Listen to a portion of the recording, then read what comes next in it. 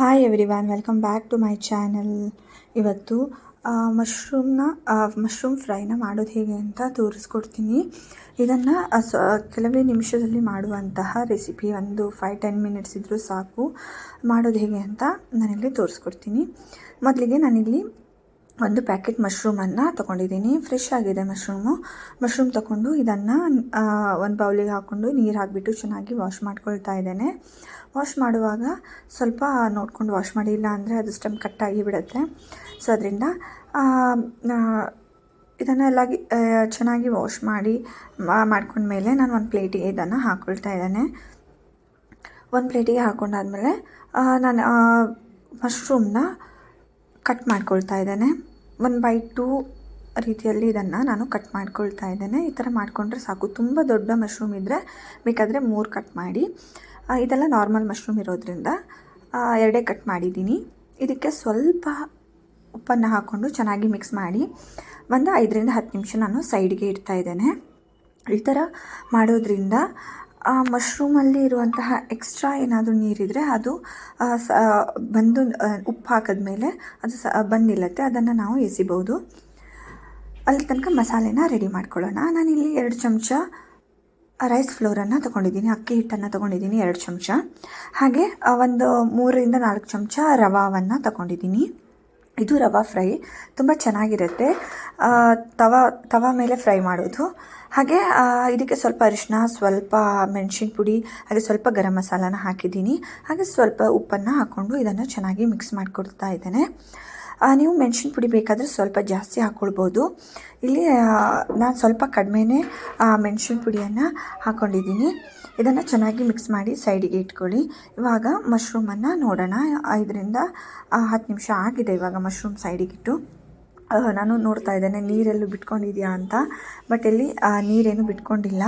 So ಇದರಿಂದ ಇದಕ್ಕೆ ಸ್ವಲ್ಪ ಮೆಣಸಿನ ಪುಡಿ, ಹಾಗೆ ಸ್ವಲ್ಪ ಅರಿಶಿಣ, ಹಾಗೆ ಸ್ವಲ್ಪ ಒರೆಗಾನೋನ ನಾನು ಹಾಕ್ಕೊಳ್ತಾ ಇದ್ದೇನೆ. ಹಾಕ್ಕೊಂಡು ಚೆನ್ನಾಗಿ ಮಿಕ್ಸ್ ಮಾಡ್ಕೊಳ್ತಾ ಇದ್ದೇನೆ.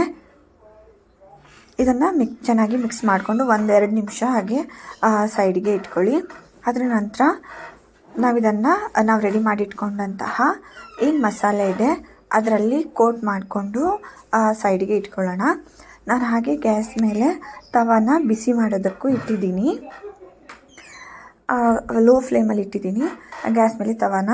ಹಾಗೆ ಇವಾಗ ಎಲ್ಲ ಮಶ್ರೂಮ್ಸ್ನ ನಾವು ರೆಡಿ ಮಾಡಿ ಇಟ್ಕೊಂಡಂತಹ ಅಕ್ಕಿ ಹಿಟ್ಟು ಮತ್ತು ರವೆ ಇತ್ತಲ್ಲ ಅದರಲ್ಲಿ ಕೋಟ್ ಮಾಡಿಕೊಂಡು ಒಂದು ಪ್ಲೇಟಿಗೆ ಹಾಕಿಟ್ಕೊಳ್ತಾ ಇದ್ದೇನೆ.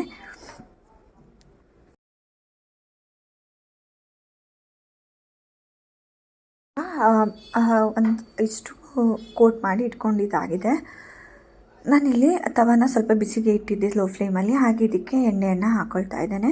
ನೀವು ಇದಕ್ಕೆ ಕೊಬ್ಬರಿ ಎಣ್ಣೆ ಯೂಸ್ ಮಾಡಿದ್ರೆ ತುಂಬ ಟೇಸ್ಟ್ ತುಂಬ ಚೆನ್ನಾಗಿ ಬರುತ್ತೆ. ಇಲ್ಲಾಂದರೆ ಯಾವ ಅಡುಗೆಗೆ ಯಾವ ಎಣ್ಣೆ ಯೂಸ್ ಮಾಡ್ತೀರೋ ಅದನ್ನೇ ಯೂಸ್ ಮಾಡ್ಬೋದು. ಹಾಗೆ ನಾನು ಎಲ್ಲ ಮಶ್ರೂಮನ್ನು ತವಾ ಮೇಲೆ ಪ್ಲೇಸ್ ಮಾಡ್ಕೊಳ್ತಾ ಇದ್ದೇನೆ. ಈ ರೀತಿ ಎಲ್ಲ ಆದಮೇಲೆ ಇದ್ರ ಮೇಲ್ಗಡೆ ಸಹ ಸ್ವಲ್ಪ ಎಣ್ಣೆಯನ್ನು ಹಾಕ್ಕೊಂಡು ಒಂದು ಮುಚ್ಚಳವನ್ನು ಮುಚ್ತಾ ಇದ್ದೇನೆ. ಇದಕ್ಕೆ ಲಿಡ್ಡನ್ನು ಮುಚ್ಚಿ ಇದನ್ನು 5 ನಿಮಿಷ ಫ್ರೈ ಮಾಡಿದರೆ ಸಾಕಾಗತ್ತೆ. 5 ನಿಮಿಷ ಫ್ರೈ ಮಾಡಿಕೊಂಡು ನೋಡಿ ಎಷ್ಟು ಚೆನ್ನಾಗಿ ಒಂದು ಕಡೆ ಫ್ರೈ ಆಗಿದೆ. ಹಾಗೆ ಚೆನ್ನಾಗಿ ಇದು ಸಹ ಬರ್ತಾ ಇದೆ. ಇದು ಕೋಟಿಂಗ್ ತುಂಬ ಚೆನ್ನಾಗಿ ಕೂತಿದೆ. ಸೊ ಅದರಿಂದ ಈ ಥರ ಮಾಡ್ಕೊಳ್ಳಿ. ಒಬ್ಬೊಬ್ಬರು ಖಾಲಿ ರವೆ ಹಾಕೋದ್ರಿಂದ ಅದು ಸಪ್ರೇಟ್ ಆಗಿಬಿಡುತ್ತೆ, ಮಶ್ರೂಮ್ ಸಪ್ರೇಟ್ ಆಗಿಬಿಡುತ್ತೆ. ಸೊ ಅದರಿಂದ ಸ್ವಲ್ಪ ಅಕ್ಕಿ ಹಿಟ್ಟನ್ನು ಹಾಕೋದ್ರಿಂದ ಈ ಥರ ಕೋಟಿಂಗ್ ಚೆನ್ನಾಗಿ ಬರುತ್ತೆ. ನಾನು ಇದನ್ನು ಮತ್ತೊಂದು 5 ನಿಮಿಷ ತಿರ್ಚಿ ಹಾಕಿ ಒಂದು 5 ನಿಮಿಷ ಫ್ರೈ ಮಾಡ್ಕೊಂಡಿದ್ದೀನಿ. ಇದು ಫ್ಲೇಮ್ ಬಂದು ಮೀಡಿಯಮಲ್ಲಿ ಇಟ್ಕೊಂಡಿದ್ದೀನಿ. ನೋಡಿ ಇವಾಗ ಎಲ್ಲ ಮಶ್ರೂಮ್ ಫ್ರೈ ರೆಡಿಯಾಗಿದೆ. ನಾನು ಇದಕ್ಕೆ ಸ್ವಲ್ಪ ಕೊತ್ತಂಬರಿ ಸೊಪ್ಪನ್ನು ಹಾಕ್ಕೊಳ್ತಾ ಇದ್ದೇನೆ. ಇದನ್ನು ನೀವು ಸೈಡ್ ಡಿಶ್ ಆಗಿ ಯೂಸ್ ಮಾಡ್ಬೋದು, ಇಲ್ಲ ದಾಲು ರಸಮ್ ಯಾವುದಾದ್ರೂ ಇರ್ಬೋದು. ಇಲ್ಲ ನಾನಿವತ್ತು ಪುಳಿಯೋಗರೆ ಮಾಡ್ಕೊಂಡಿದ್ದೆ. ಪುಳಿಯೋಗರೆಗೆ ಸೈಡ್ ಡಿಶ್ ಆಗಿ ಇದು ತುಂಬಾ ಟೇಸ್ಟಾಗಿ ಬಂದಿತ್ತು.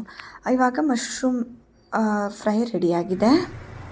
ಸೊ ಖಂಡಿತ ಒಂದು ಸಲ ಈ ರೀತಿ ಟ್ರೈ ಮಾಡಿ ಬಂದು ಕಮೆಂಟ್ಸ್ ಮಾಡಿ. Thank you for watching. Please subscribe to my channel. Thank you.